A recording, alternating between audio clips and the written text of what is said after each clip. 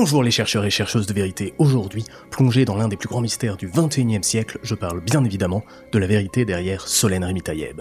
Générique.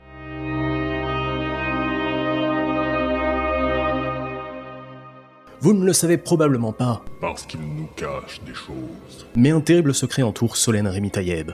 En effet, je peux vous affirmer, preuve à la pluie, qu'elle n'est pas celle qu'elle prétend être et cache en réalité sa véritable identité. Attention à la prise de connaissance des éléments évoqués. Dans cette vidéo peuvent vous exposer à des représailles des lobbies conglomérats sectaires de la judéo-franc-maçonnerie qui vous feront disparaître en effaçant votre existence de la mémoire de vos proches grâce à leur technologie avancée pour contrôler le monde et vous exposer à des poursuites judiciaires pour diffamation ou encore au regard culpabilisant de vos proches et de la société qui vous accuseront de n'avoir rien de mieux à faire de votre vie que de regarder des conneries sur YouTube à longueur de journée. Pour mener mon enquête, je me suis tout d'abord intéressé à l'histoire de l'art. Car en effet, pourquoi Solène s'intéresserait-elle autant à l'art si ce n'était pour poursuivre de sombres desseins ?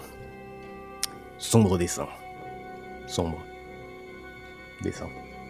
Les premiers éléments que j'ai pu trouver nous font voyager jusqu'en Italie au début du XVIe siècle à la rencontre d'un petit artiste pas très connu du nom de Leonardo da Vinci. Vous le savez probablement, l'un de ses tableaux les plus célèbres, la Joconde, est nimbé de mystères et plusieurs théories circulent sur la véritable identité de la jeune femme représentée. La théorie officielle, avancée par les médias mainstream, avance qu'il s'agissait tout bonnement de Lisa di Antonio Maria Gherardini, aussi connue sous le nom de Lisa del Giocondo, Giocondo, Joconde, Lisa, Mona Lisa.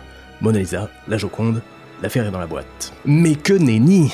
En effet, après avoir donné mes coordonnées bancaires et une photocopie de ma carte d'identité et de mon livret de famille à des hackers italiens de la mafia russe, j'ai pu obtenir la première version de la Joconde peinte par Da Vinci qui montre un visage bien différent.